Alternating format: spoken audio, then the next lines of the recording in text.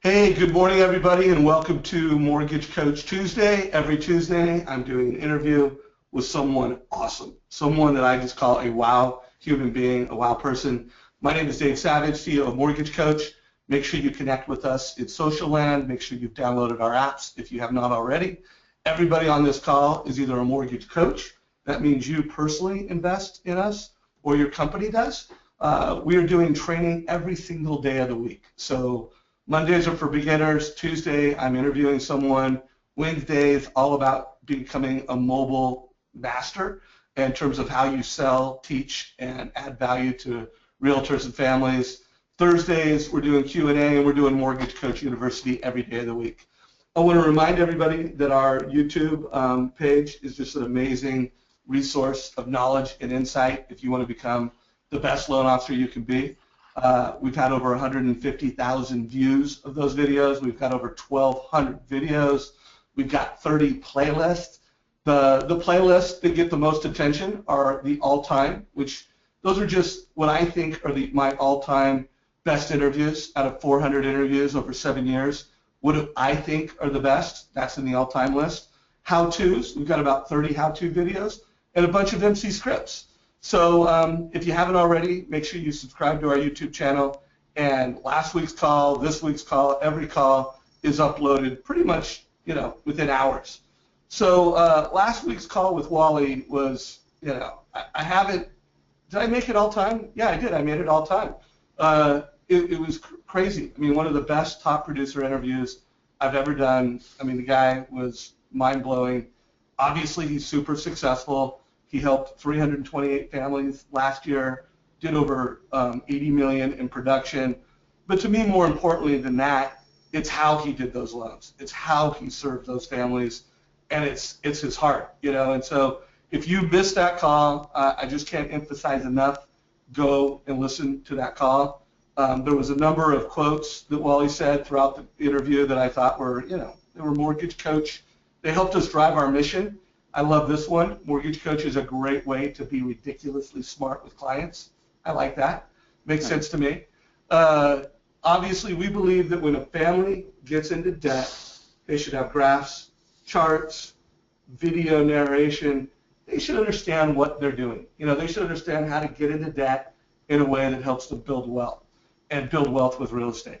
So check it out. Today, my guest is Hal Elrod. Hal, welcome to the call, my brother. Thank you for having me, brother. It's good to be here. Yeah, well, I think this is our fourth interview. The first interview we did, by the way, Hal, you may not know this, but it's all time. I mean, it's in my all-time list, and there's only, of 700 interviews, I think there's like 14 that are all-time, and this is all-time. After I got done doing this interview, I introduced Hal to Darren Hardy, and really, it wasn't like a favorite for Hal. It was like, it made me look good. I think within weeks or months, Darren interviewed you and had you on Success Magazine. Is that right? Yeah, he interviewed me on the CD, and then months later, they gave me a 4-page article. Dave, thank you so much, man. Well, I just did it for myself. Yeah, it made me look good. Being selfishly selfless, I think, is noble, and I try to do it all the time. Yeah, right. But seriously, I talked to Darren this morning doing some planning for 2016, and I mentioned that I was interviewing you, and he just had amazing things to say. I also introduced Hal to Todd Duncan, and you rocked it out on the Mastery stage. I do want to remind everybody, that our YouTube page. I already said how big it is, how awesome it is. But, we've got that all-time playlist. Every one of these calls is put in there. If you are not familiar with the Mortgage Coach playlist, make sure that you are. Click on those. I've tried to organize things in a way that will help you get what you need when you need it. If you just want to hear our all-time best, go there. If you want to get a Mortgage Coach how-to, something very tactical and practical, go there. And if you just want to get some great sales scripts as a mortgage coach, go to MC Sales Scripts. But go in there, and I just want to make sure everybody is intentional about that. So one last thing before I tee it up and hand it off to Hal. I was doing my prep to make sure I did my part in interviewing you, Hal. and I typed you into Google, and I came across this guy, Brian Johnson. And I've heard his name, but I mean, I was not, it was like, oh, I know who Brian Johnson is. He did an interview, not an interview, he reviewed your book. Again, you know this, we already talked about it. But guys, 10 minutes, it's, I'm not, get the book, read the book, buy the book, give it to realtors. Don't do it for any other reason that it will help you. People will look at you better because bringing people to the Miracle Morning, bringing people to Hal is a gift. But I don't care how many times you've read Hal's book. This is a great 10-minute hit. I mean, not only did I watch it, I forwarded it to my wife and my daughter. It's just a great educational message. So this is in chat. I'm going to put a link to this in chat. I also had a link in the Mortgage Coach comments. But Hal, the next 50 minutes is all you, brother. I know you're passionate about, your message of helping people have their best year ever. I know you built an event around that everybody I know that's gone is just raving with, how unique, how amazing it was. But let's just build this whole call around everybody on this call wants to have the best year they've ever had as a human being, as a mortgage professionals. What do we do, brother? How are we going to have the best year ever? Yeah, it is something that's a pretty universal approach or objective for people, right? How do we make this our best year ever? And Dave, you and I talked recently about business, and that you're exemplifying this in that you could probably run this webinar, just as well, if not better, than I could in the way that you approach your life and your business. So thanks for giving me the honor of leading the way here. So today's webinar, today's call, this isn't. I don't want this to be complicated. In fact, I think it's the opposite is going to be more effective. Albert Einstein said, right, everything should be as simple as possible, but not simpler. And so kind of around that, how do we simplify making this your best year ever? And if you look at most people, and when I say most people, I mean so millions of people every year set goals, annual goals, and every year most of us fall short in one way or another. And that's even true for high achievers. And so the question is, well, why? Why do we all have these great intentions? Why do we set New Year's resolutions, we set annual goals, etc.? And what I want you to consider is that a year, right? When we set our goals for the year, well, a year is a long time. And consider that it might be too much time. What I mean by that is too much time to feel any sense of urgency, right? So if you're not on track for your goals by the end of January, it's not a big deal, right? You still have 11 months to get back on track. Well, how about when you're not on track in April? Well, no worries. You're not too hard on yourself because you've still got May, June, July, August, September, October, November, and December to make up the slack, right? So there's plenty of time. And every new year, it's this exciting time for us. We set goals and we're really optimistic, and it provides us with that fresh start. But the problem is, because of a lot of the reasons that we talked about, and we're going to go a little bit deeper into what are the problems, what causes people to not achieve their goals, to not really have their best year ever, what is that? Well, the essence of the call today is simply about focusing on shorter time periods, right? That's the simplest way to put it. And what I call these monthly missions. And so on the call today, we're going to identify what is the difference between a goal and a mission. What is the difference? What is the distinction between those two? How can you set up your year where instead of focused on annual goals, you're focused on monthly missions? And a monthly mission essentially will provide you with a laser focus on your highest priorities each and every month. And by focusing on making each month your best month ever, that's how you're going to ensure that this year, that 2016 and beyond, truly is your best year ever. So again, the focus, this isn't complicated. This isn't, all right, let's set your top 3 goals in the top 10 areas of your life and make plans and do 90-day action plans and on and on and on. I really believe that there's power in simplicity. And I'm going to share with you guys and gals a quick story about the first time I applied this strategy of this distinction between mission and goals. And it was actually 10 years ago. It was 2005. And 2005 I define that as my breakthrough year. It was a year where, again, I applied this strategy for the first time. It's obviously evolved a heck of a lot in the last 10 years, but I applied the strategy, and that year I doubled my income from the year before. I doubled my best month ever, my best year ever in sales and therefore in income. And it was also a year where I achieved more than I ever imagined possible. So I'm just going to give you guys just a quick kind of rundown. So what happened that year is, so I doubled. I'll run down the outcomes, and then kind of we're going to tie in the, okay, well, how did this whole monthly mission thing apply? The mission versus the goals. So in 2005, I went into the year and I decided that I wanted to go out and double my best year ever in sales. I just hit Hall of Fame with my company, and I actually was planning on leaving. When the year started, I was done. And I went to a conference in February, and at the conference, I was only going there to collect my awards for the year and peace out, like say goodbye to all my friends and colleagues. And you know, we had a great run, but I hit Hall of Fame. I got nothing left to prove. I'm out of here. I was 25, I think. And at that conference, I saw a couple people on stage. The top 2 reps in our company, out of 50,000 sales reps, the top 2 reps had hit this milestone, this sales milestone, where the company had just introduced, where if you hit this milestone, which was really big. I mean, it was a large total, and it was double, in fact, what I had ever done in my best year ever. They gave you a Rolex and a trip and all this cool stuff.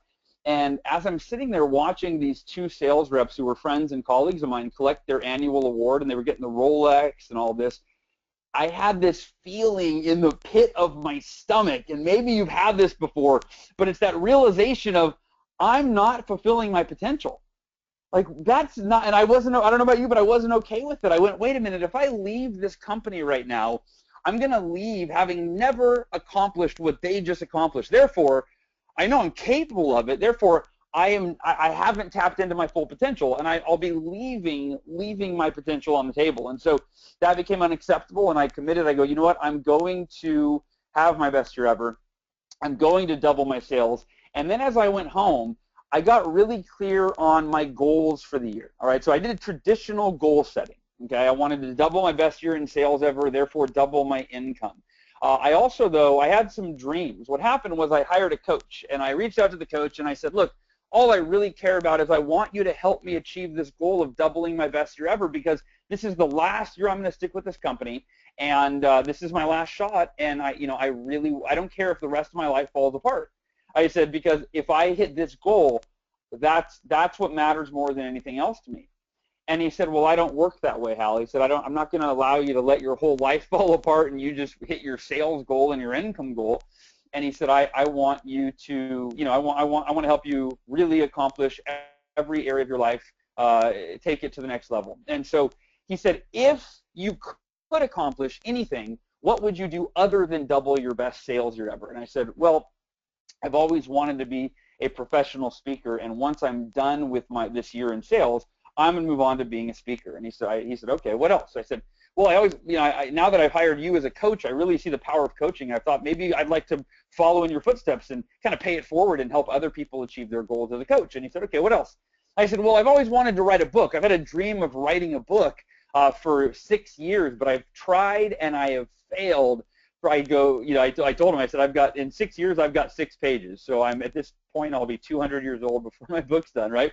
And he said, okay, what else? I said, well, I'd love to get back in shape and, put on 10 or 20 pounds of muscle, get in the best shape of my life. And he said, okay, well, great. What else? I said, well, I'm ready to stop dating. I'm 25, but I just feel like I'm ready to meet the woman of my dreams and settle down. And he said, okay, what else? And anyway, so I'll cut myself off here, you guys, but here's the bottom line. Let me fast forward 12 months. When the year started, I went, if I just double my income and the rest of my life falls apart, that will be a phenomenal year. And for most of you, you'd probably go, yeah, if I were to double my income over last year, yeah, I'd feel pretty good too. And then, I could pick up the pieces after that. If I double my income, then I'll jump back in the gym in 2017 and focus on these other areas.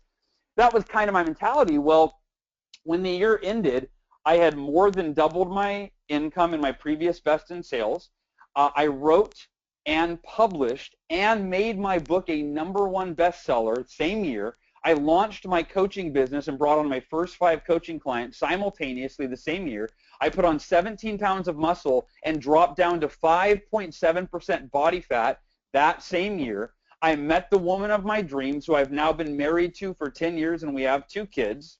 I launched my speaking career. I gave my first paid speech for, and you guys, this is actually pretty funny. if when you hear the company that paid me to speak, it was Countrywide Home Loans, back when they were the #1 home loan company. That was my first paid speaking engagement, right? That happened that year. On and on and on. I achieved every single thing that I set out to accomplish. And I mean, I truly, I don't say any of this to impress you. It blew me away. I remember, at the end of the year, I remember, I can picture it, I can feel it. I was standing at the edge of my bed. I got my final commission report for my sales totals, and it showed I had indeed surpassed, just by $5,000 in sales, I had surpassed that mark to win the Rolex and all of those things. And I remember I just spread my arms. I dropped the sales report. It was a physical printed sales report. I dropped it, and I fell back on my bed like a snow angel, right? Like I fell back on the bed, and I covered my face, and I started to cry. I could not believe that I had accomplished that. And again, I share all of this with you, not because you need to know my story or you care about it, right? I don't need you to care about it. I just need you to go, wow, okay, if at 25, Hal could go from being, you know, I felt I was pretty mediocre, to accomplishing this. Well, I mean, how would you like it to have a year like that, where this year you double your income, you double your production from last year? That's just one thing you do, right? You make long-term goals and dreams, things like writing a book, or maybe starting a business, or you being whatever they are for you. You make those come true. You get in the best shape of your life, down to 5.7% body fat, or whatever you want to do, right? All of it simultaneously. And here's the bottom line. The bottom line is this: the reason that happened. Oh, my wife's calling me. The reason that happened is because I was able to make a distinction between my goals for the year and my mission for the year. My goals and my mission. What is the difference? And I'm going to tell you, it's very simple. And if you're taking notes, this is where you want to jot a couple things down. So I'll give you the definition of goals, and then I'll give you the definition of mission. Goals, the definition is many things that we want to accomplish, right? How many of us, we've all set goals before? Sometimes we hit them, sometimes we don't. Rarely do we hit all of them. Usually we hit some of them, right? But goals are simply things, usually many things, that we want to accomplish. A mission, your mission, should you choose to accept it, is one thing that you are committed to accomplishing. That's the difference. Goals, many things that we want to accomplish. A mission is one thing that we are committed to accomplishing. And if you apply that, if you look at how that filtered through my year, well, when the year started and I set all these goals, and my coach, even before I talked to my coach, I got really clear that while I had, 7 or 8 or 10 different goals that I wanted to accomplish that year, there was only one mission. And what that did for me, and what this will do for you, is when you clarify your mission, it's the one thing that matters more than anything else. And if you're in real estate, you've probably read, Gary Keller and Jay Papasan's book, The One Thing, right? So this is very much in alignment with that. But the mission focus is where it allows you, it enables you to have an extraordinary level of clarity around what your highest priority is. And by the way, the word priority, when it was, I forgot what language it was originally that word was invented in, but it wasn't plural. Literally, when the word priority was created, it wasn't used. There was no such thing as priorities. That was it. When it was given to us in English, we created a plural version of the word priorities. It's really an oxymoron. You can't have more than one priority. It's a singular focus. So for you, what is your mission going to be for this year? Maybe you already know, but let me give you a little bit of insight into how powerful this can be.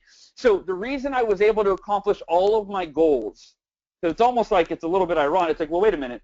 It seems conflicting. It's like you're talking about mission, but you accomplished, your top like 7 or 8. You accomplished all of your goals, the book, the this, the that, the fitness, all of that, right?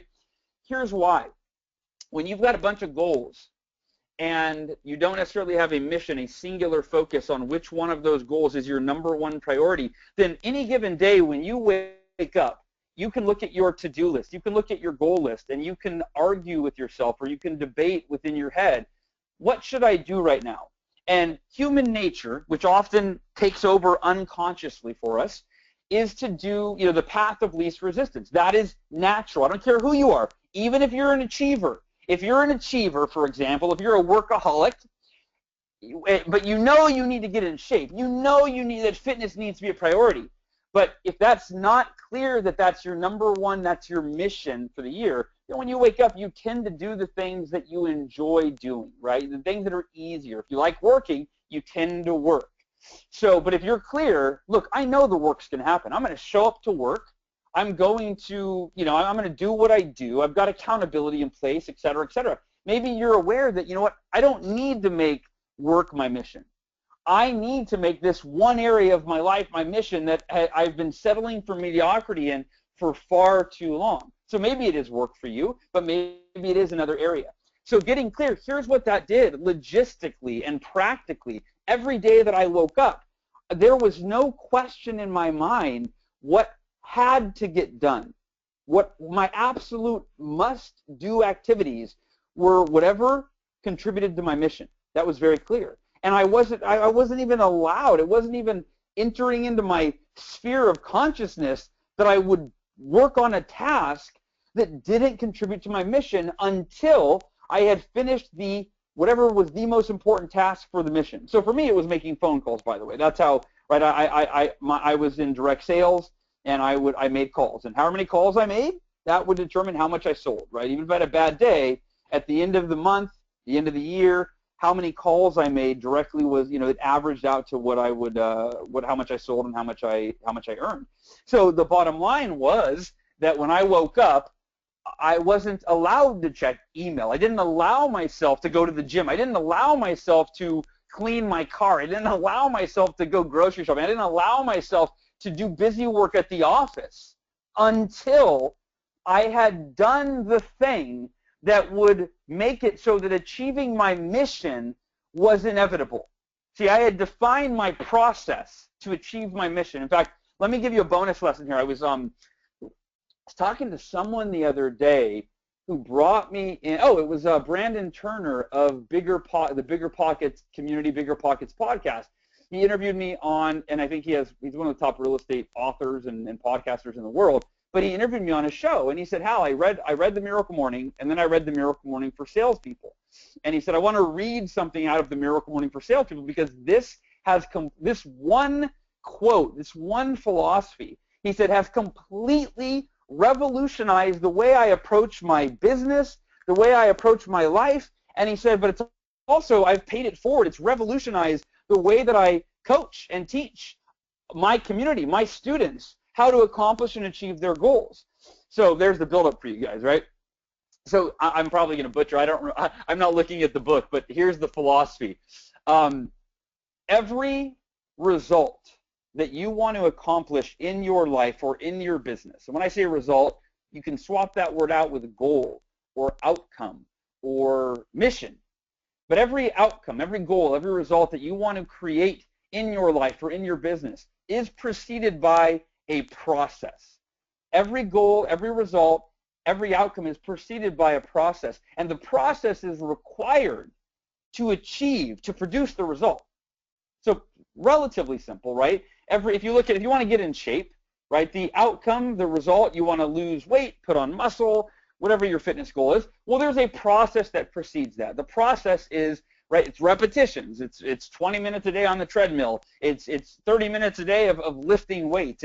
It's limiting your caloric intake, right? Whatever your process is. But here's the secret to success, or one of the secrets to success. This is what Brandon Turner repeated back that he said it was such a game changer. Here it is, and this is worth writing down, in my opinion, in Brandon's opinion. The secret to success is to define and commit to your process without being emotionally attached to your results. I'll say that again. The secret to success is to define and commit to your process without being emotionally attached to your results. Now again, this goes against human nature. Human nature is emotional attachment to our results. You have a good day of results, you feel good. You're motivated to keep going. You have a bad day of results, you feel bad. You're discouraged. You lose motivation. You don't feel good. So but think about that. We're setting ourselves up for a really an up and down roller coaster, for failure, for challenges internally and externally when we play this game where we have this emotional attachment to our day-to-day results. At the end of the week, the month, the year, your results are not dependent on how any given day went this year. They're dependent on how every day went. Meaning, once you've defined your process, you've clarified it, you've identified it, you've articulated it, you've written it down, you've committed to it. If you commit to that process day in and day out, yeah, you're going to have bad days. You're probably going to even have bad weeks. And you might even have a bad month or two in the mix. But if you commit to the process daily, consistently, week after week, month after month, for the next 52 weeks, you cannot fail. You'll have bad days and bad weeks, maybe even a bad month or two. But over the course of 12 months, you cannot fail. So what is your process? Define your process, commit to your process, and the key is do that each and every day with a conscious decision to let go of any emotional attachment that you may normally have to your day-to-day results. So that's a little bit of a bonus lesson that I wasn't planning on sharing, but it just came up for us. So difference between goals and mission. Again, goals, many things we want to accomplish. Mission, one thing we're committed to accomplishing. And again, the way that shows up for you is that when you wake up and go through your day, there is no internal dialogue that's even necessary to figure out, which of my goals should I work on right now? And here's where to bring this to a head, bring it all together. At the end of the year in 2005, for me personally, when I achieved everything, more than I ever imagined I could accomplish in 1 year, and far more than I had ever accomplished before. When that happened, looking back, I realized it was only because I was mission focused, not focused on my goals. I was committed to my mission. I'll say that again. I wasn't focused on my goals as much as I was committed to my mission. And because I was committed to my mission, and there was no debate on how I invested my time each and every day. It was always first and foremost on the activities that would make my mission inevitable. If I did these things, my process, then the result was virtually guaranteed. Once I did that, then I was able to fit in writing my book and booking my first speaking engagement and getting my first coaching clients and going to the gym and doing online dating. Yes, I met my wife online. But all of that was only possible because it all filled in around my mission, right? And it kind of, this as I'm saying, this kind of reminds me of the Stephen Covey, the big rocks, right, and the little rocks, and then the sand, and how if you fill the jar with the sand first, you can't fit in all the big rocks. But if you fit in the big rocks first, then the sand fills in around all of the big rocks in the way of priorities. And that's kind of how this works when you're focused on the mission. Those are the big rocks, or it's the big rock, right? It's not the rocks. It's the single rock for you this year. And by the way, yeah, you could have a personal mission and a professional mission. In fact, I encourage most of my coaching clients to do that, right? Have something personally. What's the most important thing in your life? Is it your fitness? Is it your relationships? Is it you as the parent that you're being, etc.? What's your number one mission? And again, it doesn't mean you don't have other goals. You do have other goals, but you're very clear on what's most important in your life and what's most important in your business. I want to take a step back, and I want to share 5 pitfalls of annual goals. 5 pitfalls of annual goals. I kind of brushed over this when we opened up the call. Go ahead.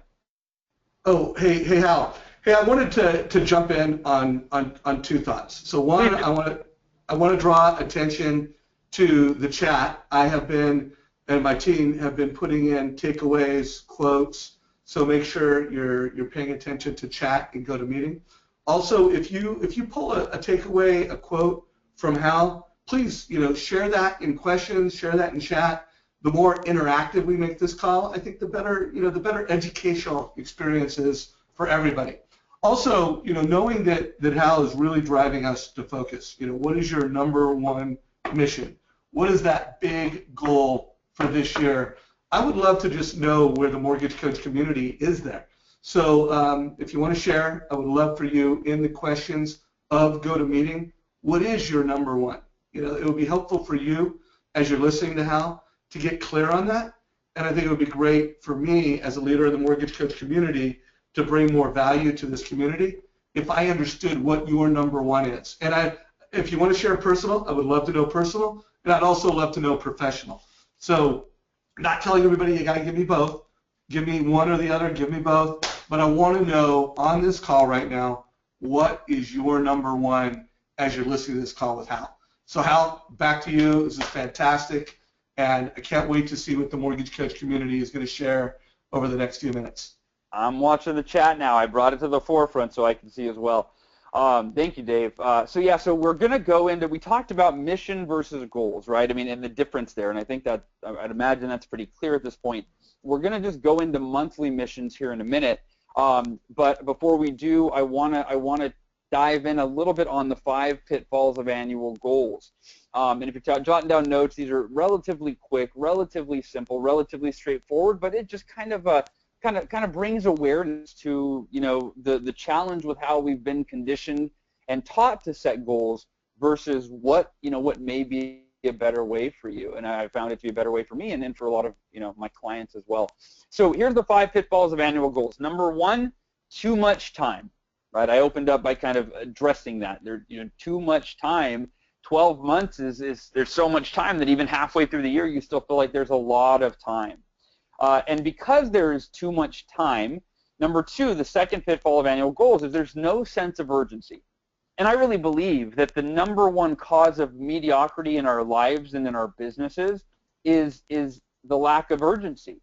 It's the idea that there's always tomorrow, there's always next week, there's always next month. You know what? And if this year isn't what I hoped it would be, I always have a fresh start next year. But sadly, right, that mindset of that lack of urgency keeps us from keeps us from making today the most important day. And when we never make today the most important day, right, we don't win the day, we don't win the week, we don't win the month, we don't win the year. So no sense of urgency is the second pitfall of just focusing on annual goals. The third pitfall of annual goals is false sense of optimism. False sense of optimism. What does that mean? Well, that means that we have this false sense of, well, I've got 8 more months, or I've got 6 more months, or whatever, and we think that at some point in the future, we're going to magically start showing up differently in our lives. Like, it really makes no sense when you think about it. What makes us think that we're going to be any different tomorrow than we're showing up, than we're being today? Right? What makes us think that next week is going to be different than this week, or next month, or next year? So we have this false sense of optimism where we think that at some point in the future, I'm going to be a totally different person. Like, I can turn this around. Right? And that's where it comes back to this lack of urgency. Like, no. Not in the future, right? It's today. If you want extraordinary results in your life and your business, it requires extraordinary clarity. It requires extraordinary commitment. And it doesn't require those in the future. It requires them today.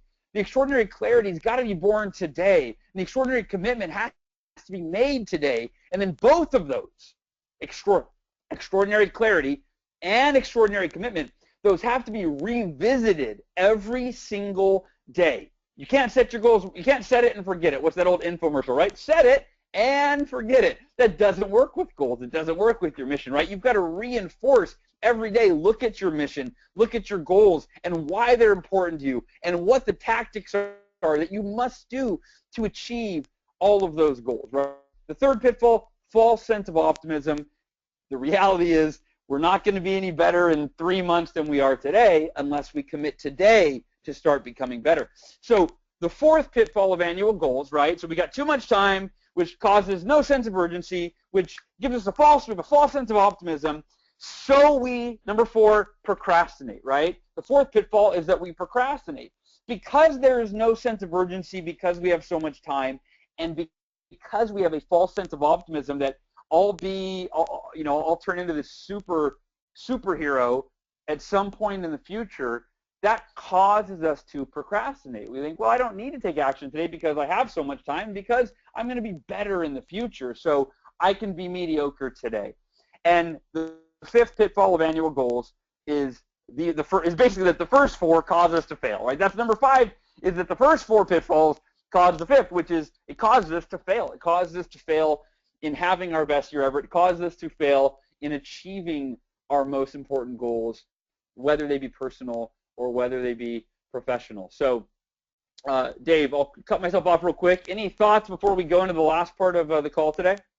Yeah, so I am looking at, folks that have written things down. And first of all, I want to thank everybody who is sharing and being transparent. There's someone here that has, been through a 4-year health issue, and, congratulations on making it to the other side of that. But I am seeing a common theme. I'm seeing a common theme on a personal level that people want to lose weight and be healthier, and I'm seeing a common theme on a business level that people want to make more money. And so I guess, Hal, before we go on, and again, if I'm going to ask you a question that you're going to answer organically later, kick the can. But sure. let's give, just a couple minutes of guidance on how to write a mission, how to verbalize and internalize a mission, that if I wrote it right, because I do see some of them where I would just give some coaching feedback that the way that they're going about it, there's a better way to articulate it. And then, I think, to me, the big takeaway so far is, what is your one big thing? What is your process to get there? And then review it daily. And if you could just do those 3 things, I think, we could look at this call that we just had today and the leadership that Hal's brought to our community and say, wow, we are well served. But Hal, knowing that, we want to have one really well articulated business goal that is income related, and we want to have one really well articulated health goal. What do those sound like? What leadership do you give to people that you coach and mentor when it comes to writing things down in a way that's best? Yeah, absolutely. They're a great question, and first and foremost, I'll say that I usually start with SMART goals, and you've probably heard the acronym SMART goals. It's been around forever, but it's one of those things where rather than roll my eyes at it, I finally went, just because I've heard it so many times. I think it's interesting how we hear something over and over, and all of a sudden we think we've got it figured out, but we don't live it. There's a difference between knowing something and actually living what you know. And so SMART goals, right? Specific. It's an acronym, right? Specific, measurable, actionable, relevant, time bound. Those are the 5, right? SMART, 5 components. Go ahead. Specific, right? So it can't be I want to lose some weight or I want to make more money. It's got to be specific. So specific, measurable, and what's the A stand for? Measurable, attainable means that it. And by the way, let me touch on that for a second. I've got a quote in my office from Jay Abraham, who wrote the book called Getting Everything You Can Out of All You've Got, and great book, by the way, for business owners. Getting Everything You Can Out of All You've Got. And Jay Abraham, he's a very high-paid consultant. He was, he was like Tony Robbins' business coach, if I remember correctly. But brilliant guy. And Jay Abraham said that the most important factor to your success, and I'm paraphrasing the quote here, but he said the most important factor to your success is to set attainable goals. And the idea is that sometimes it goes back to the kind of false sense of optimism. We think we can accomplish, anything. We've read all the books, and we've been programmed by like Zig Ziglar and these motivational speakers that are like, you can do anything. And sometimes the anything that we set as a goal, it's not really realistic based on our current sphere of knowledge or skills or resources, etc. So that's where that attainable component comes into play. That it's got to be attainable. It's got to be something that yes, it stretches you, yes, it challenges you, maybe it even scares you, but it is within within your sphere of knowledge and results, or things something that you can actually accomplish. The R is for relevant, and relevant really means important to you. That's what that word means. Relevant means it's important to you. It's not just a goal that you set because your significant other told you to set it, or your boss, or your one of your colleagues is shooting for it, and so you think, well, I guess that's the goal to go for. Like for me, for example, the reason that I never set that goal when I was in sales to win the Rolex is because I didn't care about the Rolex. And the reason I set it, and when it became relevant to me, was not when I was thinking that the purpose of the goal was to win the Rolex. It was when I had a realization, and I share this with you. I think that for every one of us, this is arguably the single most universal compelling reason to make any goal relevant for us. And I realized that the goal for me to double my best year ever and double my income and double my sales, it wasn't to win a Rolex or win the company trip. It was to become the person that I needed to be to create the success that I wanted in every area of my life for the rest of my life. So in short, it's about becoming the person that you need to be to achieve everything you want for your life. That is your mission. Achieving your mission should stretch you to become more than you've ever been before, to become better than you've ever been before. I ran an ultra marathon like 4 years ago, and I had never run before other than in PE class in high school when they made you run the mile, right? Like they made you run the mile. I always hated running. And then I had an epiphany one day. I wanted to make it my best year ever, and I thought, what would be a huge stretch for me physically? And I thought, you know what? I hate running. What if I were to run like a half marathon? And I thought, man, that sounds terrible. I was like, so therefore, who I would have to become to go from never running more than a mile, and I only did it when I had to running 13 miles. I go, that would stretch me beyond my current beliefs and beyond my current capacity, beyond my current ability.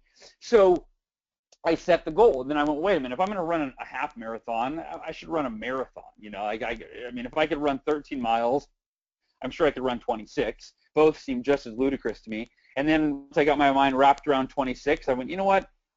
Everybody runs marathons. I thought, you know what? If I'm going to really challenge myself, I've got to do an ultra marathon, which is where you run 52 consecutive miles. And part of it was I was so naive, thinking that if I could run 26, I could run 52. But the bottom line is, the reason I did that, same thing, the reason I went for my best year ever to double the income and all that, was not for the actual result. This is really important because this may help you to find your why. I know Dave Savage. Dave, you had Simon Sinek on recently on the power of why, and he's one of the best-selling authors with his book by I believe the same title, and he's got his TED Talk, and you can find it on TED or YouTube. And but the power of why, or why, is so much more important, because the what is not, the what doesn't motivate us. It's the why. It's what's in it for us. What's the benefit? Why am I working so hard for this? And again, I'll echo what I said a minute ago, which is that you might look at the fact that there may be no more compelling why for any of us to commit to a mission than simply who it will force us or enable us or empower us to become the person. In fact, I think Jim Rohn said that the purpose of setting a goal is not to hit the goal, it's to become the type of person that can hit your goals. Because hitting the goal is a one-time event with a one-time payoff. But who you become, that benefits you for the rest of your life and in everything else that you do. And if you look at the other side of that, by the way, I say this in the Miracle Morning book, right? Like if you can't get your ass out of bed in the morning when the alarm goes off, right? Well, then you're starting every day by becoming an undisciplined person that doesn't have the discipline to get out of bed when they intended to, let alone do all the other things that you or I need to do to accomplish our goals. How you do anything is how you do everything, right? So consider that. When you set your mission, and I want to go into the tactics here in a second on how to kind of write this out, Dave, to, I mean, that's what you asked for, and I want to make sure I give people how do you set this, how do you write this out. And but before you write out your mission, or when you write out your mission, again, that compelling why of who will you become? Who would you have to become to accomplish that? That may be your number one why. And for me, it's almost always my number one why. Like I'm always trying to set goals and missions that challenge me and stretch me, and that I know that who I am now I don't have the knowledge or the ability or the capability. I might have it within me. The potential might be there, but currently, based on what I've proven, I haven't shown that I could accomplish the goals that I set. Typically, that's how I set goals. So consider that for yourself, right? That setting goals in a way where, again, it's attainable, right? They're smart. Attainable is the A in smart, but they do stretch you. They do challenge you, and your goals are such that they will force you to develop, to expand your capacity and develop new knowledge and skill sets and resources to be able to accomplish your goals and or your mission. All right, so I'm going to give you guys the kind of the formula for writing out your monthly missions, because again, you've got we'll start with your annual mission, and then you're going to break this down every single month. So what is your mission, right? I would do this twice. I would set your personal mission, and I would set your professional mission, right? What's your number one?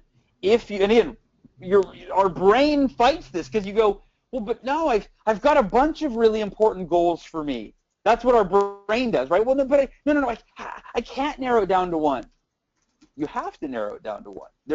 By definition, there can't be more than one priority. There's only one priority, right? There can be many important goals, but only one mission. Only one is your number one. So what is your number one professional mission? And a way that helps you do that is when if you list out all your goals, list out all the things that you want to accomplish. Remember, goals are many things you want to accomplish. The mission is the one thing you're committed to accomplishing above all else. So if you need to write out all your goals. That's fine. I'd imagine if you're this far into the year, you probably have your goals written out somewhere, right?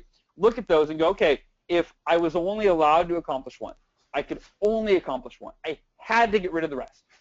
Maybe you have 10 goals. If you were only guaranteed one that would come to fruition at the end of the year, what would that be? What would your number one?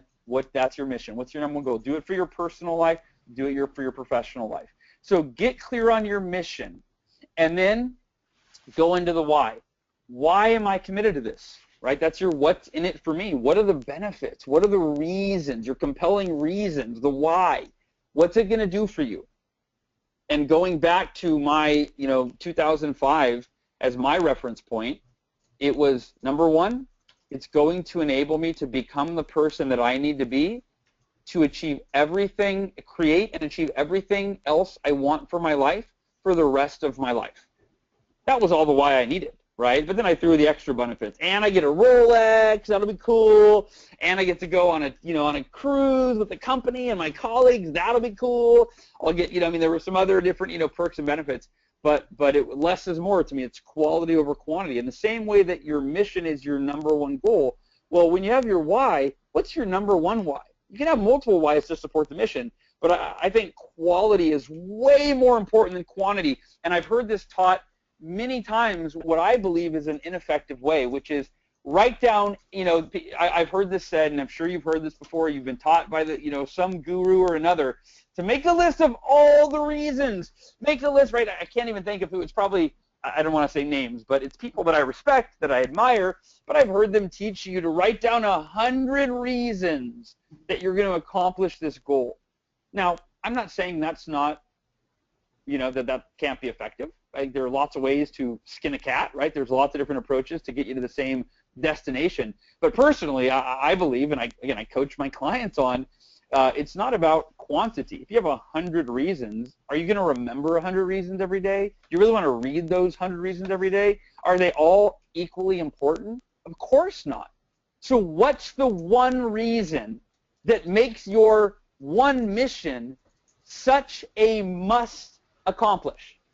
What's your one reason? What's the why? Why are you committed to it? Beyond that, what are your must-do tactics and or routines? So what are actually, I should have said your process. What is your must-do process? And in parentheses, it should say tactics and routines, right? So what are the things you must do? For me, I had to make 20 calls a day, 5 to 6 days a week, and I knew that even though I'd have bad days and people wouldn't buy and I'd have customers cancel their orders and this and that, I knew that if I made that many phone calls based on my averages, my sales averages, my closing percentage, my average purchase size per customer, I knew that if I made 20 calls a day, 5 to 6 days a week, that I would achieve my goal for the year. And that enabled me to let go of the emotional attachment to my results day to day, because I knew I just had to be committed to the process. So what is your process? Define and commit to your process. Your process is your routines. What are the recurring activities, the tactics, etc. And then last but not least, find a source of accountability. And I'm going to close with a little bit about accountability, because I believe that accountability is arguably the single most effective strategy to close the gap between who we've been and who we can become. And what I mean by that is, well, think of it this way. Who did I talk to yesterday? I was talking to Scott Lowry last night. I had dinner with a gentleman named Scott Lowry. He is the founder of a company called Fathom. It's a company he grew from $4 million to $20 million. And we were having dinner, and he goes, I was listening to one of your podcasts on the way here, Hal, and you were talking about accountability, you were talking about discipline, and man, it totally resonated with me. And so I'm going to echo kind of what Scott echoed back to me that was really effective for him. Is he said, I like how you talked about using accountability to develop your discipline, leveraging accountability to develop your discipline. And here's what that looks like, you guys. So think about this. By nature, we tend to resist accountability. The reason for that, I believe, my theory on that, think about this. When we were growing up, accountability was something that none of us asked for, right? None of us went to our parents and said, Mom and Dad, I know that to grow up and be healthy, I need to eat my vegetables every day. Will you please hold me accountable to eating my vegetables, right? None of us, unless you're nuts, none of us asked our parents for that accountability. None of us said, hey, Mom and Dad, in order to be hygienic, I need to bathe every night. Will you please hold me accountable to taking a bath every single night, right? None of us went to school and we said, hey, teacher, I know to educate myself, homework is very important, as is studying for my tests.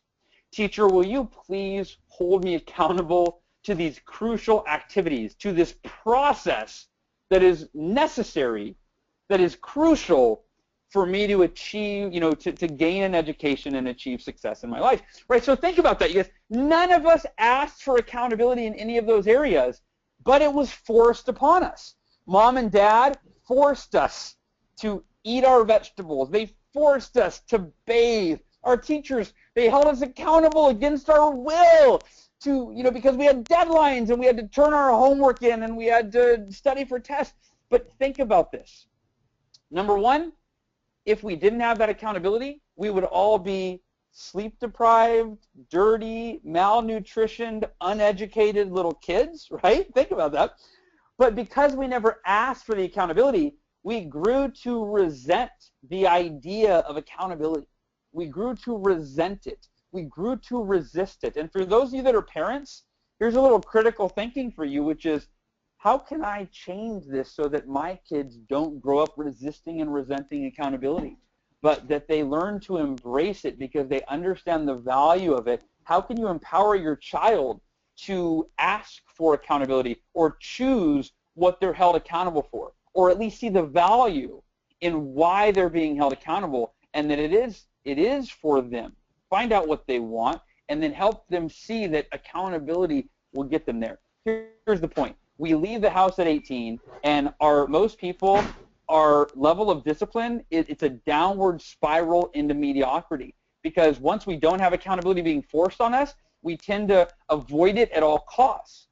And it's time we have to kind of grow up, and you go, wait a minute, the reason that executives are so successful is, the CEO, he has to answer to a lot of other people. He's got a lot of accountability, and if it wasn't for the board meetings he has to show up for, and the executive staff that's counting on him, and the shareholders that he has to answer to, he'd probably be on his computer surfing Facebook a lot more often, or she would, right? So understanding that accountability is crucial to holding us to a higher standard than we will hold ourselves to. And so I want to leave you with that. In order to, you've got the what, the how, you've got all of that with the mission versus the goals, and breaking it into a mission every single month, and figuring out your why, your tactics, etc. But make sure you have some source of accountability to ensure that it's not just you that's aware of you not following through, and you can sweep it under your own rug.